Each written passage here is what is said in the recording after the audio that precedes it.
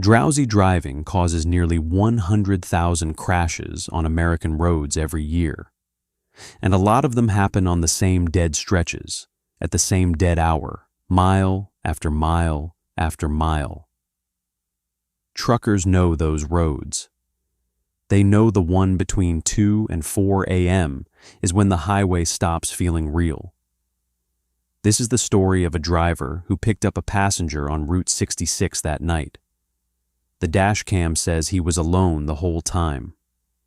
I've driven that stretch of old Route 66 maybe 200 times, and I never once stopped for anybody.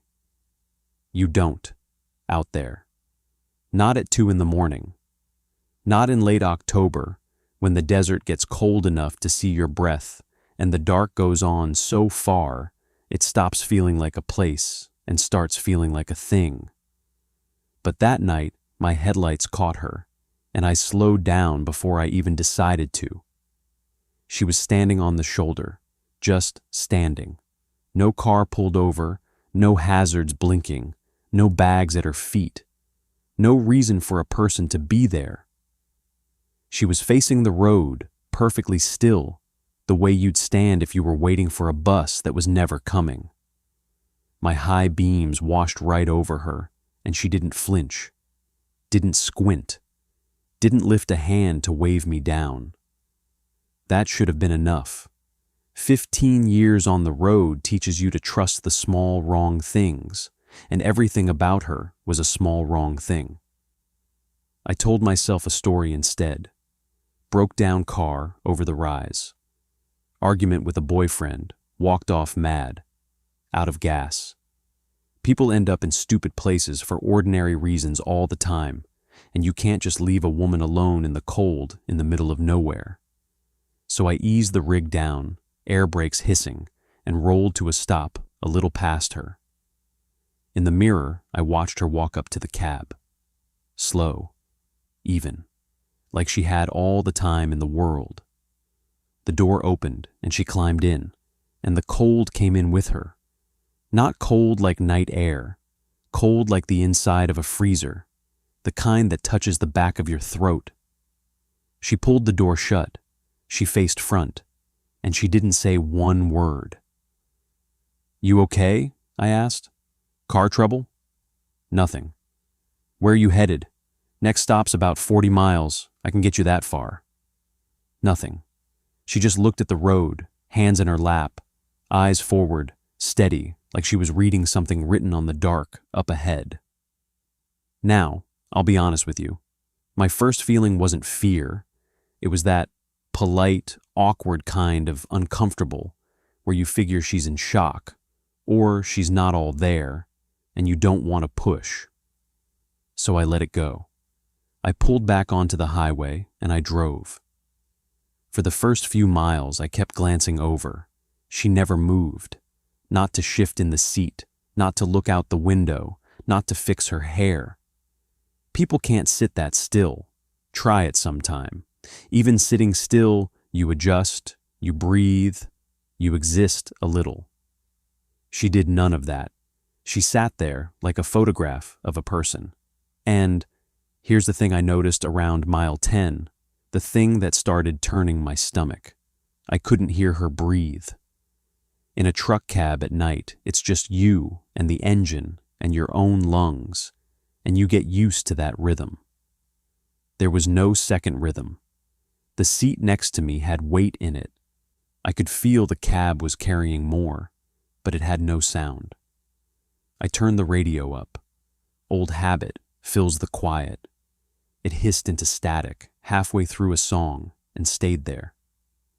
Around mile 20, I started getting tired in a way I didn't recognize. Not sleepy exactly, heavy.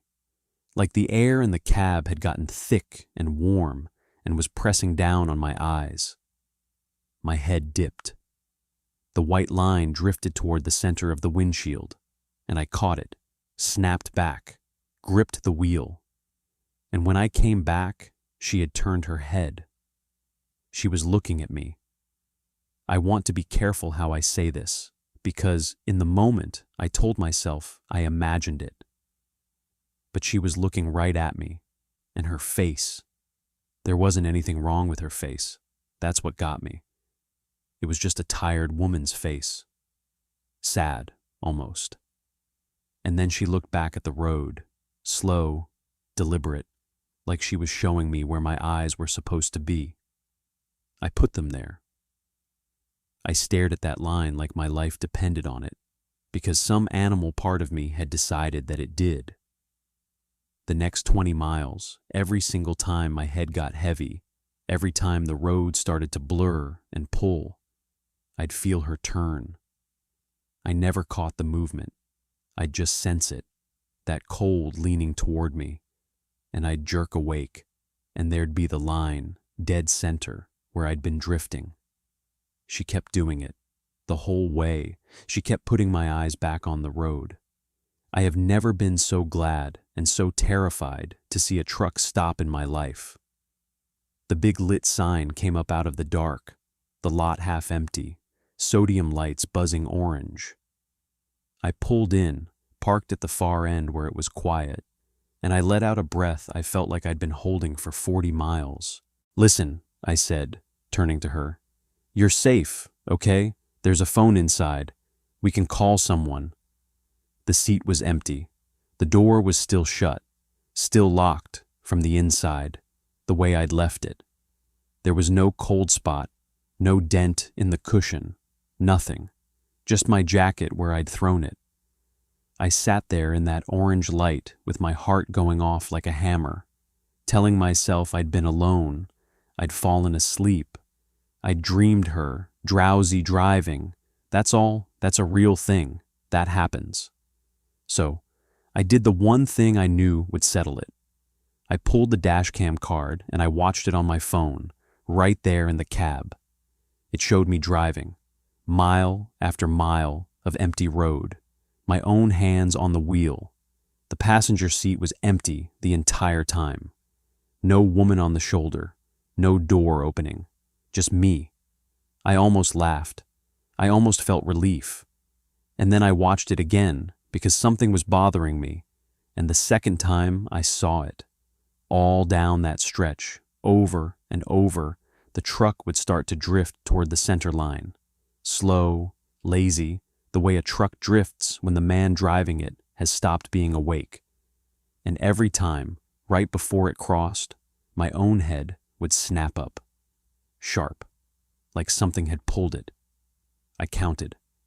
11 times in 40 miles, I'd fallen asleep at the wheel. 11 times, something woke me up. I found out later there'd been a wreck on that stretch, years back. A trucker fell asleep around 2 a.m. and drifted across the line. The only one who didn't make it was the woman in the car he hit. They found her on the shoulder. They said she'd been thrown clear and she just stayed standing, somehow, for a second, before she went down. People who were there said the last thing she did was look back at the road. I don't drive that stretch anymore. I take the long way now, and I pull over the second my eyes get heavy, every time, no arguments. Because a week after my night out there, another driver went off the road at that same mile marker. Same hour, fell asleep. He didn't have a passenger. He didn't wake up.